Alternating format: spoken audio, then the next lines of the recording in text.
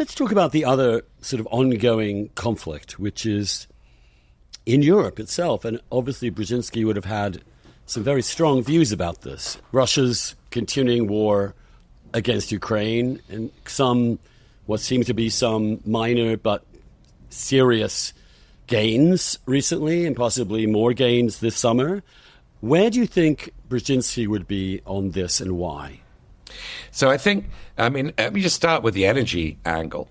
We were talking earlier about Germany relied on cheap pipeline fossil fuels from the Soviets and then after the Cold War from Russia. That's been its model. And that's been most of Europe's model. We export carbons from elsewhere. And now we've got, a sort of rapacious Russia. We'd be nuts to sort of link our energy future to Russia, but also a predatory United States on the other side. Plenty of sunshine, plenty of wind, cheapening technology, actually very, very competitive European technology. It's no longer a climate change play. This is a national security or a continental security necessity to develop energy independence, not just from carbon, but from the... Oh my goodness! Well, you can presumably you can convert lightning into pretty good electricity. This is the most dramatic podcast we've had. I think my goodness, it is good. And that was literally the clap you heard was simultaneous with the fork. Right, wow. Right, and the fork looked like it was right outside my window. These may be your last words. Yeah, I better make them famous. This could go viral.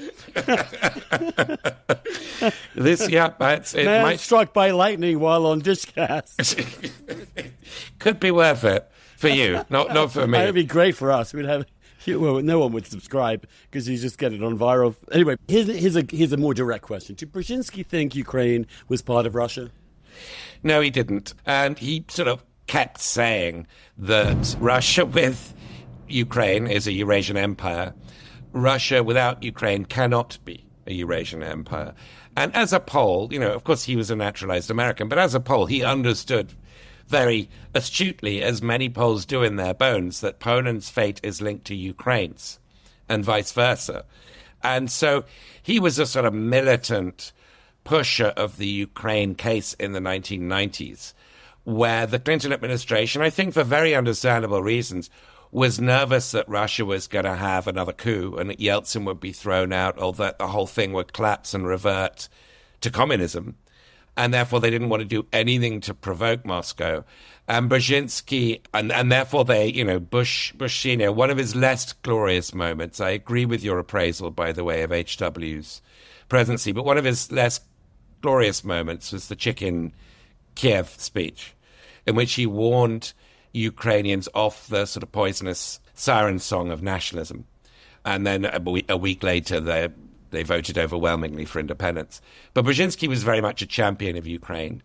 And, when 9/11 happened, one of his big criticisms of the way that the younger Bush was managing the global war on terror was that it gave a get-out-of-jail-free card to autocracies all over the world to label their opponents as terrorists, disappear them into sort of black sites, as they were called, and all sorts of maneuvers to shut down dissent and democracy in countries that were gradually relaxing. So that was actually, also linked to Ukraine, in that there was a lot of Russian pressure on Ukraine after 9/11 in the early Putin years to move closer to Russia's orbit. And we saw how that ended. But Brzezinski never let go. I think it was his Polish sensibility. He never let go of that fear. And I guess it's a fear that was redeemed. Yes, it was. Although there are others who argue that Ukraine got pushed too hard, that we endorsed them and endorsed their independence too enthusiastically, that the first H.W. Bush was prudent, as he would say, in worrying about that, in worrying about Russia's relationship with Ukraine, how important it was to Russia's psyche as a country that it have Ukraine. I mean, if Brzezinski is correct, and that Russia cannot be a Eurasian power without Ukraine, then obviously Ukraine is going to be very important to them. Did we think then, did anybody think then, well, we do know that people did. George Kennan didn't want Ukraine to be independent. A lot of the old Russia hands were like, you don't understand, this was like a touchy thing. They would say to you, maybe you will never get it, but with the Russians, this is a really touchy thing. Don't go there. And they had a point, did they not? So it's quite funny. I mean, George Kennan and Brzezinski had stand-up arguments in the 1990s about whether NATO expansion should happen. Yes. And, Brzezinski was sort of on the winning side of that argument in that there was that expansion. The initial one was Poland, Hungary, and Czechoslovakia. But he always used to respond to Kennan. But Kennan said you shouldn't expand NATO by pointing out that Kennan was actually opposed to the creation of NATO. He turned on his own containment. He thought NATO was too aggressive, even back in 1949. So Kennan was a bit of an Eeyore about everything, I think it's fair to say.